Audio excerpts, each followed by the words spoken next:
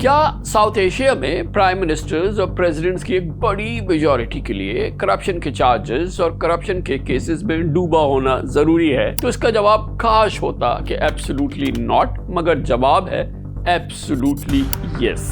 South Asia में Pakistan, India, Bangladesh, Sri Lanka, Nepal और मालदीव्स के रूलर्स ने करप्शन के एलिगेशंस या केसेस को फेस किया है या आज भी कर रहे हैं। भूटान में मोनार्की होने की वजह से वहाँ करप्शन होती नहीं या लोगों के सामने आती नहीं। करंट सिचुएशन में बांग्लादेश की deposed prime minister Sheikh Hasina Wajid को 150 बिलियन डॉलर्स की मैसिव करप्शन यानी तकरीबन 14,920 करोड़ टकों की एलिगेशंस का सामना है, जो इस रीजन की पूरी कंटेम्प्रेरी लीडरशिप के करप्शन स्कैंडल में सबसे बड़ा है। इस वक्त बांग्लादेश की इन्वेस्टिगेटिव एजेंसीज ही नहीं, इंटरनेशनल थिंक टैंक्स भी हसीना वाजिद की करप्शन की क्लूज तलाश कर रहे हैं।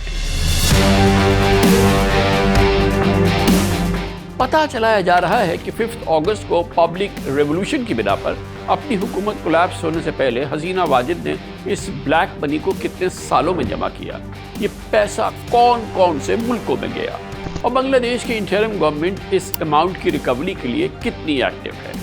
ढाका की इस करप्शन की कहानी की पूरी डिटेल आपको बताएंगे। ऑन माय रेडार में थोड़ी देर बाद दोबारा चलते हैं वहीं पर जहां से मैंने बात शुरू की थी कि क्या साउथ एशिया में प्राइम मिनिस्टर्स और प्रेसिडेंट्स के लिए करप्शन के चार्जेस और करप्शन के केसेस होना जरूरी है? जी हां, ऐसा ही है।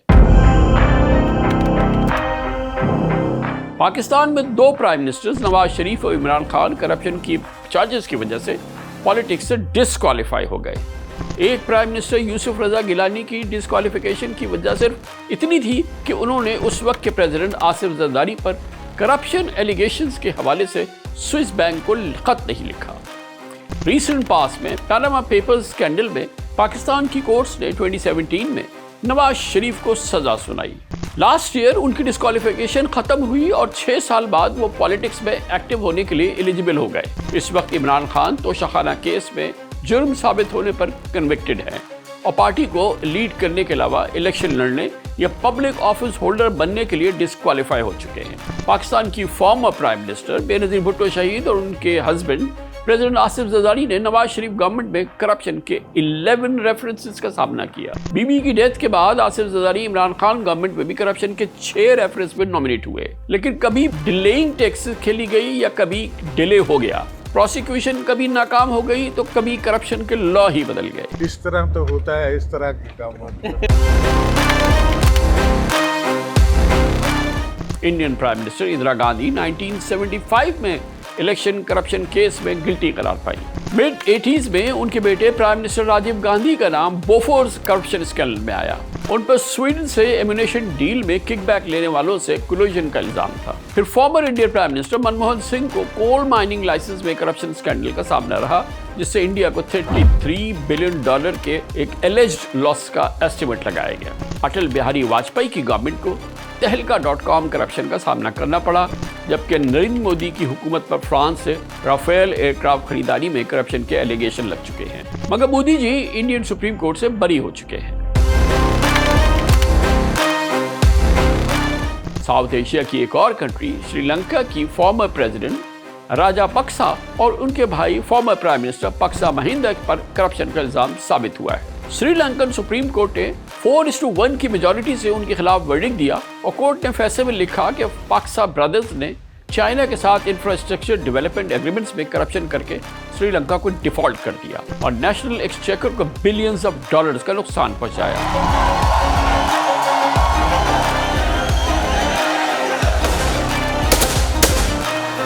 लेकिन ताज्जुब है कि श्रीलंकन कोर्ट ने उनको इम्प्रिजनमेंट की सजा सुनाई और ना ही कोई बड़ा फाइन किया। चलिए अब नेपाल की बात करते हैं, जहां के former prime minister KP Sharma ने टी स्टेट अलॉटमेंट स्कैम में करप्शन, नॉन ट्रांसपेरेंट कॉन्ट्रैक्ट्स और गवर्नमेंट फंड्स के मिसयूज के इल्जाम को फेस किया, मगर काठमांडू पोस्ट के मुताबिक सॉलिड इन्वेस्टिगेशन न होने की वजह से कोर्ट्स में उन पर चार्जेस साबित नहीं हो सके। साउथ एशिया के एक और मुल्क मालदीव्स के फॉर्मर प्रेसिडेंट अब्दुल्ला यामीन को तो मनी लॉन्ड्रिंग के इल्जाम में गिरफ्तार किया गया और 2019 में क्रिमिनल कोर्ट ने उन्हें 5 साल कैद और $5 मिलियन जुर्माने की सजा सुनाई, जिन्हें 5 महीने पहले रिहाई भी मिल गई। ये तो हो गई तकरीबन तमाम साउथ एशियन कंट्रीज की रूलिंग एग्जीक्यूटिव की सच्ची झूठी करप्शन स्टोरीज और उस पर कोर्स ऑफ लॉ। अब एक बात फिर बात करते हैं कि बांग्लादेश की। Depots prime minister Sheikh Hasina Wajid को $150 बिलियन की करप्शन चार्जेस का सामना है, लेकिन ऐसा बांग्लादेश में पहली बार नहीं हुआ। 2018 में ढाका की कोर्ट ने फॉर्मर प्राइम मिनिस्टर बेगम खालिदा जिया को ऑर्फनेज करप्शन केस में 7 साल कैद की सजा सुनाई थी। इस साल अगस्त में अवामी लीग की गवर्नमेंट खत्म होने के बाद बेगम खालिदा जिया बाहर आ चुकी हैं और शेख हसीना वाजिद को करप्शन चार्जेस का सामना है।